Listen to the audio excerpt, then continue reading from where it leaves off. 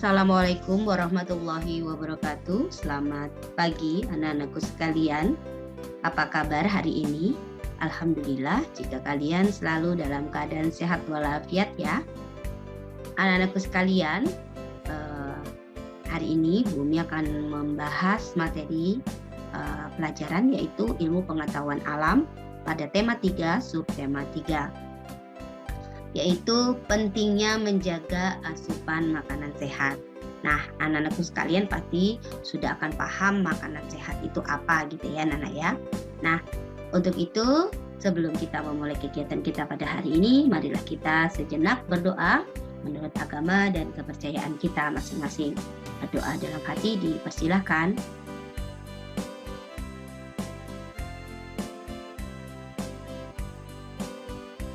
Baik, selesai. Oke anak-anak, kita lanjutkan ya. Materi kita adalah IPA, ilmu pengetahuan alam, tema 3, subtema 3 tentang pentingnya menjaga asupan makanan sehat ya di kelas 5 ya. Oke, adapun materi yang akan dibahas yang pertama adalah gangguan pada organ pencernaan manusia. Yang kedua ini anak-anak, makanan yang sehat bagi sistem pencernaan. Yang ketiga adalah penyakit pada organ pencernaan. Kita bahas satu-satu ya anak-anak ya. Oke, yang pertama adalah aktivitas manusia dalam kehidupan sehari-hari anak-anak ya. Nah, anak-anakku sekalian, kalian pasti sudah memahami bahwa kegiatan anak-anak ya, kegiatan manusia dalam kehidupan sehari itu banyak sekali ya. Salah satu contohnya adalah misalnya kalau kalian bermain bola ya anak-anak ya, kemudian bermain sepeda ya anak-anak ya, kemudian apalagi misalnya orang tua kalian gitu ya melakukan kegiatan ekonomi ya, seperti berjualan, kemudian kegiatan belajar di kelas gitu ya, kemudian jogging bersama keluarga dan lain sebagainya. Nah, semua aktivitas ini anak-anak tentu memerlukan yang namanya makanan ya. Kenapa? Karena dari makanan inilah gitu ya, dari makanan ini manusia akan mendapatkan energi untuk tubuhnya. Dari makanan inilah manusia akan mendapatkan vitamin-vitamin sehingga tubuhnya akan tetap sehat dan dapat melakukan berbagai aktivitas atau kegiatan. Baik anak-anak, nah anak-anak akan Bu Umi munculkan ini adalah organ pencernaan manusia anak-anak ya. Anak-anak tahu organ pencernaan manusia itu kan dimulai dari mulut, kerongkongan, kemudian lambung, kemudian usus halus, lalu usus besar, dan yang terakhir adalah anus gitu ya. Nah, ini adalah organ pencernaan manusia. Anak-anakku sekalian, kalau memang ada yang harus dicatat, silahkan dicatat ya. Di stop dulu, pelan-pelan diperhatikan yang Bu Umi sampaikan pada hari ini gitu ya. Bu Umi ulangi, organ pencernaan manusia dimulai dari mulut, kerongkongan, lambung, kemudian usus halus, kemudian usus besar, dan terakhir adalah anus ya. Nah, oke. Yang pertama anak-anak, mulut. Nah, anak-anak, mulut ini punya tugas ya atau punya fungsi. Fungsinya adalah untuk menghancurkan makanan sehingga makanan dapat ditelan ke dalam tubuh ya. Ini adalah tugas si mulut nih anak-anak ya. Di mulut kalian tahu, di mulut itu ada lidah, ada ludah, dan juga ada gigi ya anak-anak ya. Ludah di sini sangat berperan anak-anak ya. Nah, jadi ludah ini adalah membantu untuk mengunyah, menghaluskan makanan yang kalian masukkan ke dalam mulut kalian, lalu nanti akan melewati yang namanya kerongkongan gitu ya. Tugas mulut ya anak-anak ya. Oke, nah sekarang adalah kerongkongan. Apa tugas dari kerongkongan? Apa fungsinya gitu ya? Fungsinya adalah mendorong makanan dari mulut ke lambung. Jadi fungsi dari kerongkongan ini sebagai jembatan anak-anak ya antara mulut dan lambung gitu ya. Berikutnya adalah lambung anak-anak. Nah, lambung ini punya tugas yaitu sebagai tempat terjadinya, ya, sebagai tempat terjadinya sejumlah proses kimiawi, karena di lambung ini menghasilkan beberapa enzim anak-anak ya. Nah, nanti anak-anak boleh cek enzimnya apa saja gitu ya. Jadi di lambung inilah ya terjadi sejumlah proses pencernaan kimiawi gitu ya. Oke, selanjutnya Nana adalah usus halus. Nah, usus halus itu berfungsi atau bertugas sebagai anak-anak ya tempat penyerapan sari-sari makanan. Jadi di usus halus inilah sari-sari makanan akan diserap. Sari-sari makanan yang mengandung vitamin C maka diambil oleh si usus halus, akan disalurkan ke tubuh sehingga tubuh kita akan tetap sehat gitu ya, tetap bugar. Vitamin A misalnya bagus untuk mata akan diserap ya oleh si usus halus. Begitu ya Nana ya tugasnya si usus halus. Nah, berikutnya adalah usus besar. Nah, usus besar ini berfungsi sebagai tempat penyerapan air dari makanan. Ya, di usus besar ini anak-anak ini akan kayak diperes gitu ya. Jadi betul-betul airnya diambil lagi oleh si usus besar, lalu nanti makanan yang tidak sudah mengandung air maka dia akan dilanjutkan ke anus gitu ya. Nah, berikutnya adalah anus. Apa tugas dari anus?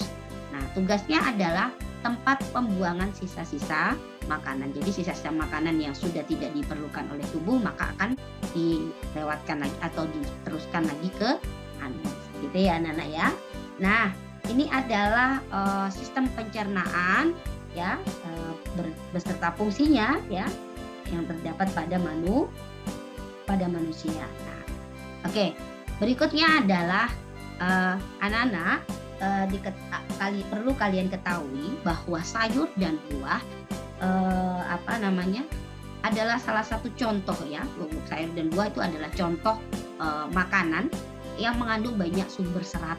Jadi sayur dan buah itu adalah contoh makanan yang banyak mengandung sumber serat. Untuk itu anak-anak nggak boleh menolak atau tidak suka atau tidak mau makan sayur atau buah karena itu sangat diperlukan oleh tubuh kita kalau kalian tidak ingin pencernaannya terganggu gitu ya.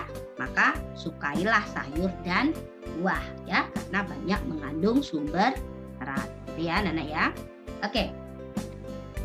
Berikutnya adalah faktor penyebab gangguan sistem pencernaan. Yang pertama adalah kurang asupan makanan berserat. Nah, makanan yang berserat itu sangat penting bagi tubuh kita, anak-anak. Kenapa? Karena salah satu fungsi serat adalah membantu usus untuk menyerap sari-sari makanan yang masuk dan melancarkan pembuangan kotoran dari dalam tubuh, ya. Jadi kalau kita kurang makanan berserat, maka apa bahasanya? Kita tuh akan susah, BAB kita tuh susah anak-anak ya. Nah, jika tubuh kurang serat, seseorang dapat mengalami yang namanya kesulitan buang air besar atau sembelit tadi ya. Nah, kemudian sedangkan serat ini anak-anak dapat ditemukan pada makanan yang berasal dari tumbuhan seperti sayur, buah, kacang-kacangan gitu ya. Nah, itu adalah makanan yang mengandung serat gitu ya, sayur, buah dan kacang-kacangan. Lalu faktor yang kedua adalah pola makan yang tidak teratur. Nah, pola makan yang tidak teratur ini dapat menyebabkan penyakit MAH, anak-anak ya, penyakit MAH. Nah, penyakit MAH itu disebabkan karena lambung terus-menerus menghasilkan asam lambung. Karena nggak ada makanan gitu anak ya, jadi dia akhirnya menghasilkan asam lambung. Jika tidak digunakan untuk mencerna makanan, asam lambung dapat mengikis dinding lambung dan menyebabkan nyeri.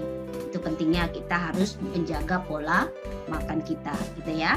Nah, dan yang terakhir, yang ketiga adalah makanan dan minuman yang tidak bersih. Anak-anak ketahui bahwa beberapa jenis penyakit seperti diare dan kolera itu disebabkan oleh bakteri atau virus ya. Nah, bakteri dan virus tersebut ya, bakteri dan virus itu gitu ya, terdapat dalam makanan yang kurang bersih dan proses pengolahannya. Jadi kalau pengolahan makanan ini nggak bersih dan tidak baik gitu ya, maka itu akan menyebabkan adanya virus atau bakteri pada makanan yang akan kita makan gitu ya. Nah, bakteri dan virus yang masuk ke dalam tubuh akan menginfeksi, anak-anak ya, sistem pencernaan yang kita miliki, sehingga kalau ada makanan misalnya jatuh ke tanah, kalian ambil lagi cuma tiup-tiup, itu sudah nempel kumannya, jadi nggak perlu diambil. Kalau sudah jatuh ya sudah biarkan aja, nggak perlu diambil gitu ya, anak-anak ya, karena saking sayangnya ambil lagi untuk dimakan, nggak boleh anak-anak ya. Baik, ini adalah faktor penyebab gangguan sistem pencernaan manusia. Oke, kita lanjutkan anak-anak. Nah, sekarang adalah makanan yang sehat bagi sistem pencernaan. Nah, anak-anak pasti sudah tahu ya. Jadi bagaimana cara menjaga kesehatan sistem pencernaan. Yang pertama itu pasti dengan cara apa? Ini ya anak-anak ya, menjaga kebersihan makanan yang dikonsumsi. Nah, selain itu anak-anak, makanan yang kita makan itu juga harus memiliki kandungan gizi yang seimbang. Ini contohnya ya. Jadi gizi yang seimbang itu artinya kalau tidak ada susu tidak apa-apa, anak-anak. Boleh diganti yang lain, misalnya minum teh gitu ya, atau minum air putih yang cukup gitu ya. Nah, misalnya tidak ada daging pakai telur, tidak ada telur pakai ikan, diganti yang lain gitu ya. Tidak harus setiap hari makanannya daging, telur, ayam, tidak ya. Harus gizi yang seimbang. Kalau tidak ada protein hewani, ya protein nabati kita pakai gitu ya. Sayur makan, buah dimakan. Itu cukup membantu menjaga sistem pencernaan pada tubuh kita anak-anak ya. Oke. Ya, dengan cara apa tadi? Menjaga kebersihan anak-anak ya. Nah, jaga kebersihan kemudian gizi seimbang gitu. Oke. Nah, anak-anakku, sayur-sayuran itu mengandung banyak vitamin ya. Sayur-sayuran itu banyak mengandung vitamin dan juga ini ya anak-anak ya, vitamin vitamin dan juga banyak serat tentunya ya. Kayak sayur-sayuran tadi ya Bumi sampaikan banyak mengandung serat gitu ya. Kemudian sayur-sayuran ini dapat melancarkan sistem pencernaan gitu ya anak-anak ya. Ini adalah sayur-sayuran. Yang berikutnya adalah buah-buahan. Nah, ini makanan yang sehat masih ya bagi pencernaan kita.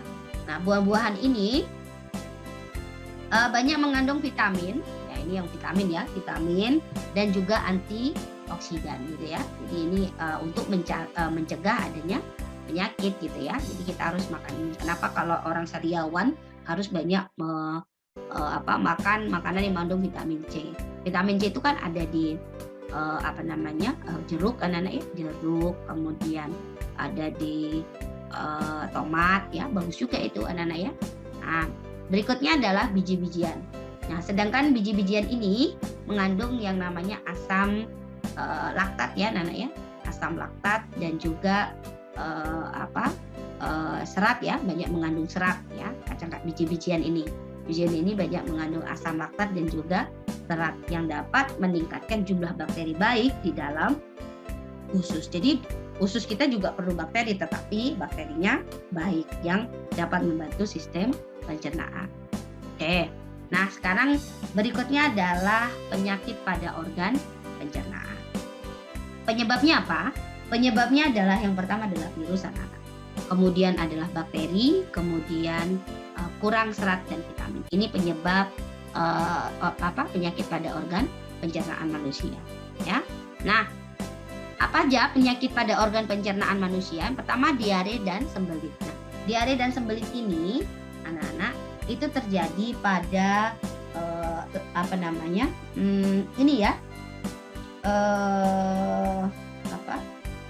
usus ya, pada usus ya, pada diare dan sembelit terjadi pada usus ya, ada usus halus ataupun usus besar gitu ya. Ini diare dan sembelit. Sedangkan ulkus dan kolik itu terjadi pada lambung ya. Ini adalah penyakit pada organ pencernaan. Baik, mungkin hanya itu dulu ya Bumi sampaikan pada subtema 3 pada tema 3 materi IPA ya di kelas 5. Kalian boleh membaca lebih lanjut ya buku tema kalian atau buku pena kalian, silahkan untuk menambah wawasan kalian. Akhir kata, wabillahi taufiq wal hidayah. Wassalamualaikum warahmatullahi wabarakatuh. Selamat pagi anak-anak.